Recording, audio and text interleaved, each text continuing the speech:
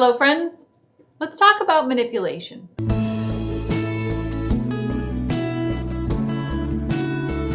First of all, let's do a little bit of boring, and to make sure that we're all on the same page. Manipulation is the attempt to change the behavior of others through cleverness or unscrupulous actions, or both. Like a lot of things we talk about here, manipulation is a value-neutral term with some pretty harsh negative connotations in casual conversation.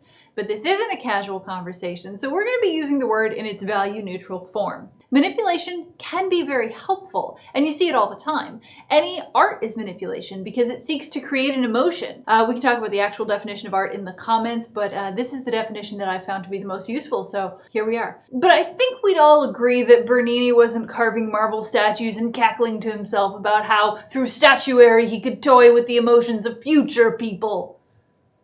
Probably. But notice that de-escalation absolutely does fall into that definition. Manipulation, not art. Though?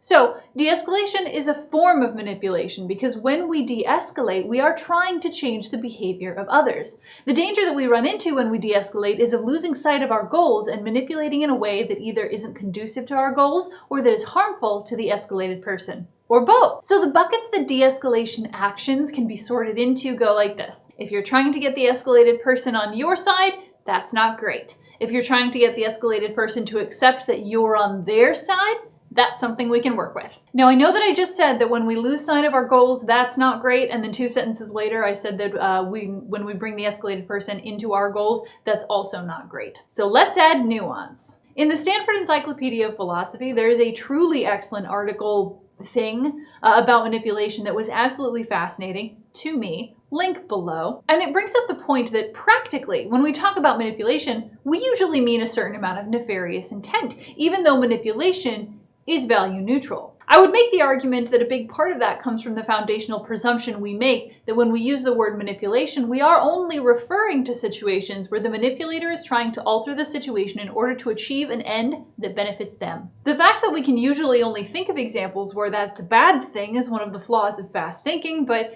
I digress. Point is, I think that we enter into ethically sketchy manipulation territory when we abstract the person out of the situation, instead seeing them only as a set of actions or behaviors that we can mold or use or prevent. While attempting to shape the emotions and behaviors of others in order to get a positive outcome isn't always bad, it can be harmful for the escalated person when we stop seeing them as people. This is most important when we can't fully disengage from the escalated person. Parenting, my perennial example of situations we can never fully disengage from, comes to mind here in a big way. If you parent primarily from the short-term goal that the behavior of small children shouldn't be disruptive, then you're going to have problems because eventually kiddo's going to have a meltdown in aisle 8 because you won't buy something that they want.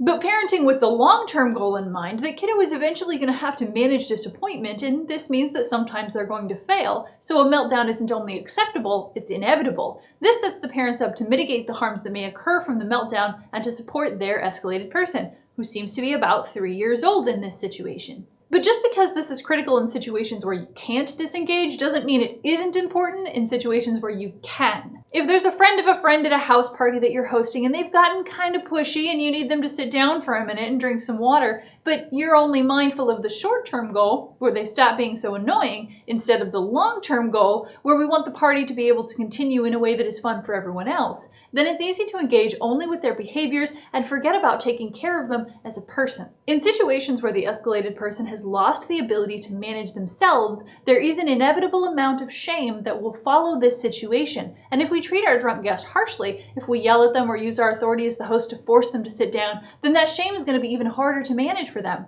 because we have aligned ourselves in opposition to them. If we're supportive and frame our requests through our concern for them, then that shame doesn't get immediately translated into defensive anger. It just stays shame. And from a de-escalation standpoint, sadness is much easier to deal with than anger. One of the flags to look out for that'll tell you when you're starting to abstract the person out of the situation is when we use adjectives as nouns to refer to people. Because I work security, the one that I hear and catch myself using more than any other is homeless. There is no such thing as a homeless or the homeless. There are homeless people, or I've heard some folks refer to them as unhoused people, which may be more accurate. I'm honestly not sure. If you have more information on homeless versus unhoused, please set me right in the comments. And while you may be frustrated with homeless people when your primary experience of them is of trying not to make eye contact when you're stopped at a light with a panhandler, when you work with them on a regular basis, as lots of service people do, then you learn that they aren't interchangeable. Simply being homeless isn't their primary defining feature. There's a big difference between Bill, who rolls into the convenience store right at opening every Friday and belligerently buys 2 flats of black 211s with literal pennies and berates you for how slowly you count them, and Susan, who turns cans in for cash and uses it to buy whippets and ramen and tells you about the parks with the nicest squirrels. True stories, both. More sinister manifestations of this abstraction trend can be found anywhere you look. And when we're trying to get someone onto our side to accomplish our goals, then it's much, much easier to default to thinking about them in terms of their traits that are most useful to us. This is a problem because it prevents us from seeing and responding to everything else about them that is going to affect our ability to de-escalate the situation. Framing people in this way creates blind spots, and blind spots are dangerous. Just in case you needed a practical reason not to reduce people down to their most obvious or useful feature. So, how to avoid accidentally being nefariously manipulative when de-escalating. First, keep an eye out for those times when we've put someone in a box based on our first impression or our assumptions about them. This is fast thinking, and in thinking fast and slow, Daniel Kahneman points out that making those intuitive leaps to a conclusion are either likely to be extremely accurate and born out of lots of experiences and education and memory, or extremely inaccurate and based on mental shortcuts. The problem, especially when it comes to trying to improve, is that it feels the same to us. So when you catch yourself making those jumps, either in the moment or in the debrief when you look back on an escalated situation, take a second and engage your whole brain. Never let an assumption that you made go unscrutinized. And importantly, don't just look at whether or not you turned out to be right. Positive outcomes need to be looked at just as closely as do negative ones because we want to be able to repeat them. So if you started a de-escalation with the idea that the escalated person was angry, then really think about that and see if you can figure out why.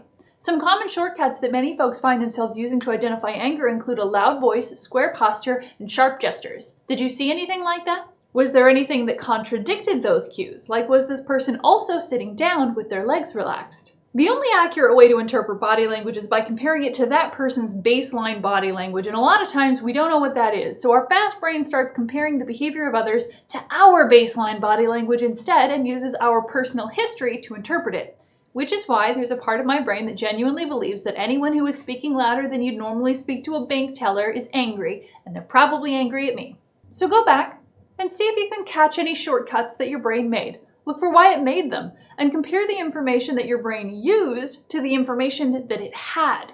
This is a skill like any other, and it takes practice, but you can get pretty good at piecing it together after the fact. On top of avoiding making poor assumptions about people, we also want to make sure that the goal of the de-escalation is going to be positive for the escalated person. The goal for my drunk party friend can be that they need to sit and drink some water, and maybe I can go so far as to set the goal that they take a nap in the guest room. But if my goal is that they're going to agree that they have an alcohol problem, then we're no longer in a great place. I mean, especially if this is a regular thing, they might have an alcohol problem, but why do I want them to admit it right now when they're drunk and pushy? What benefit to them does that bring? And even if I get the admission from them, is it going to last after I leave? No, they just won't come to my parties anymore. This is the same logic behind strict parents raise kids who are good at lying, by the way. Because in both cases, the motivation is based around what I want for myself.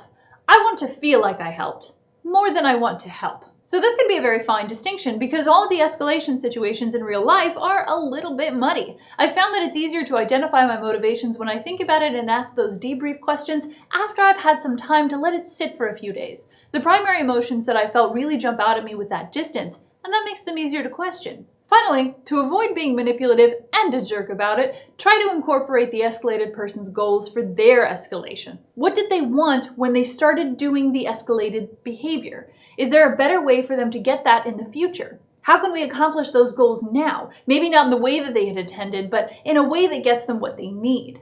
Remember that the goals we're interested in for de-escalations tend to be fairly broad and abstract. Common goals are to feel in control, to get rid of uncertainty, to ease pain, to get attention.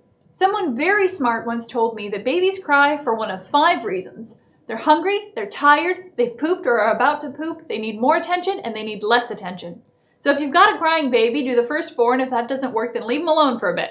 I've let that stew in my brain for about 5 years now, and I'm fairly certain that that's true for everyone, not just babies. People get hangry, they get cranky when they're tired, biological pressures make people irritable, not getting the attention they want is disempowering, getting too much is overwhelming. Those are pretty much the only goals we're working with, and when we keep them nice and broad like that, we can accept the escalated person's input on how we're going to go about achieving those goals, and that makes it way less likely that we'll be accidentally, negatively manipulative. What do you think? Is de-escalation manipulation? Is that such a bad thing? How do you ensure that you aren't unethically manipulating the escalated person when you do de-escalation? Put your stories, additions, or corrections in the comments. Be smart, stay safe. Bye.